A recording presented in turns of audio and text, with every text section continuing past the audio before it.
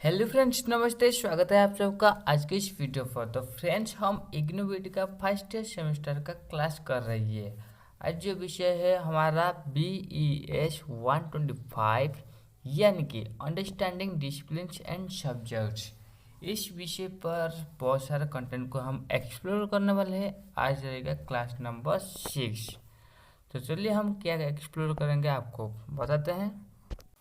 तो देखिए, आज जो हमारा सब टॉपिक है discipline specific process for knowledge acquisitions. हम एआई के साथ लेकर इसे बहुत एंगेजिंग करने वाले हैं। आप वीडियो लास्ट तो देखिए, बहुत मजा आएगा। आप इसे डीपली समझ पाएंगे। ठीक है, चलिए आगे बढ़ते हैं। Lesson 19 discipline specific processes for knowledge acquisition. पाठ 19 ज्ञान अधिग्रहण के लिए विषय विशिष्ट प्रक्रियाएं। कनेक्टिंग। तो ज्ञान अधिग्रहण करने के लिए क्या विशिष्ट प्रक्रियाएं हैं, चलिए जानते हैं। तो connecting unit 1 To Unit 1, in the section 1.6 of Unit 1, you studied the categorization of knowledge for constituting a discipline, Table 1.1. Based on those foundational concepts, we now look at the specific processes that define how knowledge is acquired within major disciplines. Unit 1 से जुड़ाव। Unit 1 के खंड 1.6 में आपने एक अनुशासन discipline के गठन के लिए ज्ञान के वर्गीकरण का अध्ययन किया था।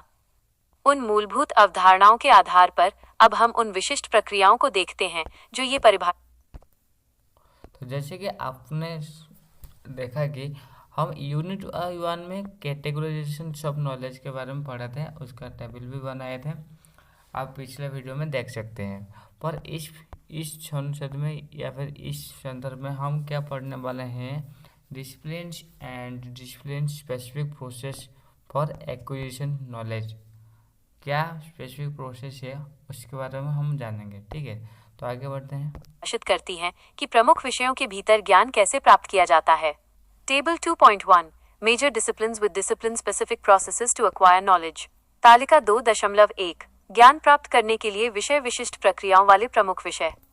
मेजर डिसिप्लिन्स प्रमुख विषय, specific processes to acquire knowledge ज्ञान प्राप्त करने की विशिष्ट प्रक्रियाएं।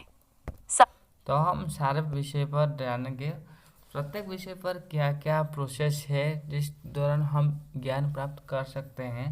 तो सारे विषय को चर्चा करेंगे, जैसे कि साइंस, सोशल साइंस, सब विषय पर क्या क्या स्पेसिफिक प्रोसेस है जिसके माध्यम से हम उस ज्ञान को एक्वायर कर सकते हैं। तो चलिए पहले जानते हैं साइंस का। साइंस विज्ञान। Critical observation of the natural phenomenon प्राकृतिक घटना का आलोचनात्मक अवलोकन करना। Developing inquiry on observable phenomenon अवलोकन योग्य घटना पर पूछताछ विकसित करना। Establishing linking and correlating the scientific ideas with physical happenings वैज्ञानिक विचारों को भौतिक घटनाओं से जोड़ना और सहसंबद्ध करना। एंगेजिंग इन साइंटिफिक एक्सपेरिमेंटेशन वैज्ञानिक प्रयोग में शामिल होना। Natural and scientific exploration of facts and ideas and their validation तथ्यों और विचारों का प्राकृतिक और वैज्ञानिक अन्वेषण तथा उनका सत्यापन। Validating the result of scientific inquiry वैज्ञानिक पूछताछ के परिणाम को मान्य करना। Developing scientific thinking and ability to make abstract concepts ideas वैज्ञानिक सोच और अमूर्त अवधारणाओं विचारों को बनाने की क्षमता विकसित करना। तो जैसे कि हम साइंस को सीखने के लिए क्या क्या स्पेसिफिक प्रोसेस को फॉलो कर सकते हैं अब हम जान लिया है। अभी चलिए इसे थोड़ा डिटेल एक्सप्लोर करते हैं। जैसे कि फर्स्ट जो स्टेप था, क्रिटिकल ऑब्जर्वेशन के माध्यम से हम सीख पाएंगे, यानी कि critical observation of the natural phenomenons. ठीक है, यानी प्राकृतिक घटना का अवलोकन करके हम इसे सीख पाएंगे साइंस। और जो सेकंड स्टेप था, यानी developing inquiry on the observable phenomenons, यानी अवलोकन योग्य घटना पर पूछताछ विकसित करने के माध्यम से हम सीख पाएंगे।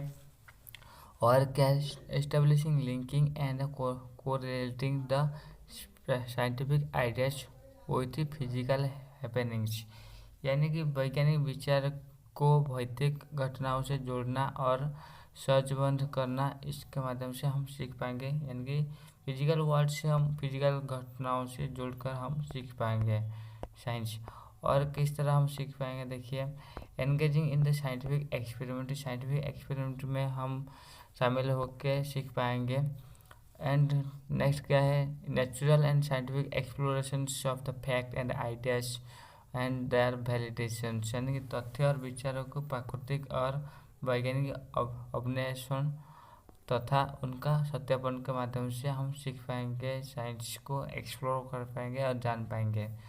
और क्या है, validating the results of the scientific inquiry, यानी कि साइंटिफिक इंक्वायरी के माध्यम से वैज्ञानिक पूछताछ के माध्यम से जो परिणाम हमें मिलता है, ठीक है ना, उसका मान्य करना, उसे वैलिडेट करने के माध्यम से हम सीख पाएंगे science.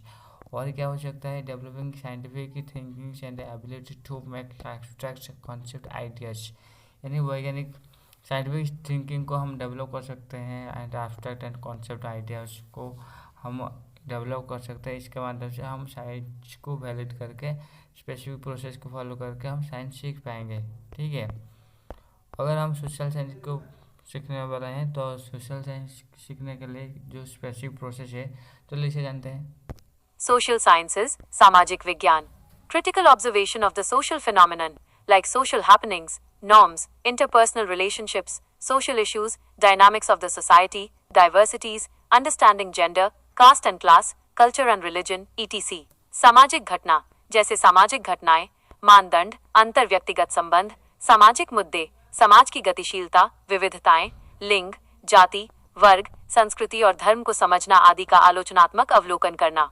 Engaging in social inquiry, exploration and understanding cross-cultural and cross-sectional dimensions of the society, सामाजिक पूछताछ, अन्वेषण और समाज के अंतर सांस्कृतिक और क्रॉस-सेक्शनल आयामों को समझना।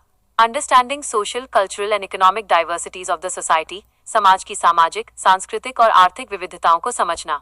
Understanding individuals' rights and duties, व्यक्ति के अधिकारों और कर्तव्यों को समझना।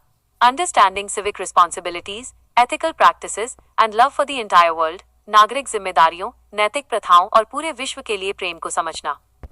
तो जैसे कि अब हम जान लें कि सोशल साइंस को स्टडी करने का जो बेस्ट तरीका स्पेसिफिक प्रोसेस है वो क्या है, और इसे थोड़ा डिटेल चलिए एक्सप्लोर करते हैं। जैसे कि critical observation of the social phenomenon, like social phenomenon क्या हो सकता है, जैसे कि social happenings, norms, interpersonal relationship किस तरह है, सोशल इशू क्या है, डायनामिक्स ऑफ द सोसाइटी क्या है, diversities of understanding gender, caste, classes, culture, religious, ये सब बारे में हम ऑब्जर्व करके, क्रिटिकल ऑब्जर्वेशन करके हम सीख पाएंगे।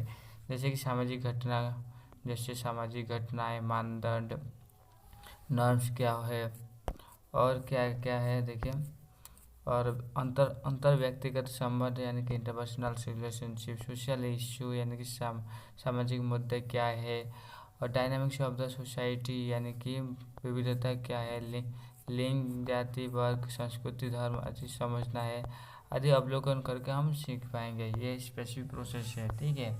और क्या स्पेसिफिक प्रोसेस हो सकता है, जैसे कि engaging in the social inquiry, exploration and understanding cross culturals, cross sectionals dimensions of the society, यानी कि हम किस में एंगेज रह सकते हैं, सामाजिक पूछताछ कर सकते हैं, सामाजिक इंक्वायरी यानी कि अन्वेषण कर सकते हैं, समाज के अंतर सांस्कृतिक क्रॉस सेक्शंस आयाम को भी समझ सकते हैं, ठीक है ना।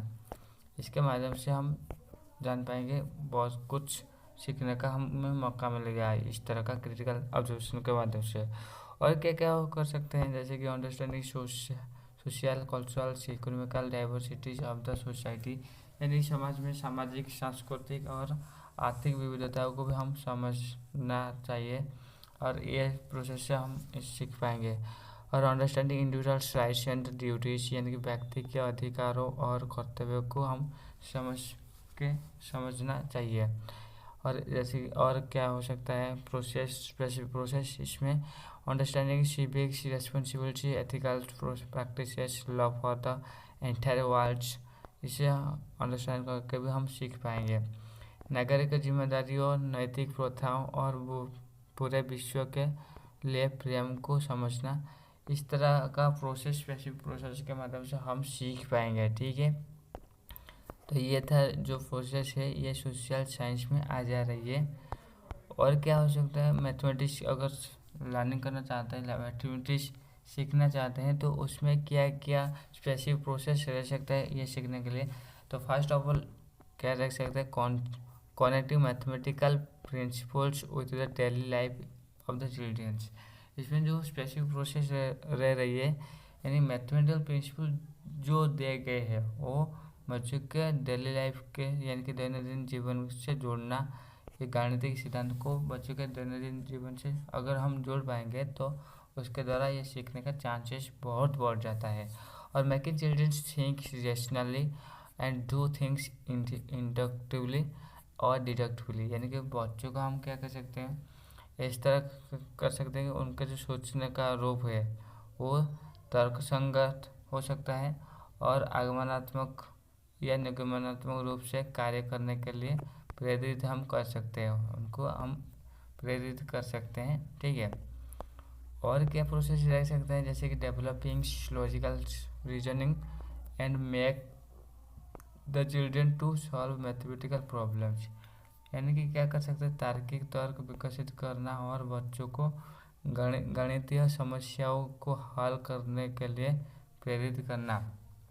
इसे भी कर सकते हैं, लॉजिकल रीजनिंग डेवलप कर सकते हैं एंड चिल्ड्रन को मैथमेटिकल प्रॉब्लम को सॉल्व करने के लिए प्रेरित हम कर सकते हैं। इसके माध्यम से हम उनका जो लॉजिकल रीजनिंग थिंकिंग को बढ़ा पाएंगे। ठीक है, और क्या हो सकता है, developing the skills of the analysing and synthesising the mathematical principles, यानी कि उनका जो स्किल्स है एनालाइज करना, सिंथेसाइज करना मैथमेटिकल प्रिंसिपल को, गणितीय सिद्धांत को विश्लेषण करना या फिर संश्लेषण करना, ये कौशल विकसित करना, ये हम कर सकते हैं। ठीक है, और अगर लैंग्वेज सीखना चाहते हैं, लैंग्वेज सीखने के लिए जो स्पेशल प्रोसेस है वो क्या हो सकता है, स्पेसिफिक प्रोसेस इसमें आ जाती है making childrens communicate themselves in different situation, यानी कि बच्चों को विभिन्न परिस्थितियों से स्वयं को संप्रेषित करना, यानी कम्युनिकेट करने से प्रेरित करना, उनको प्रेरित करने का जो हम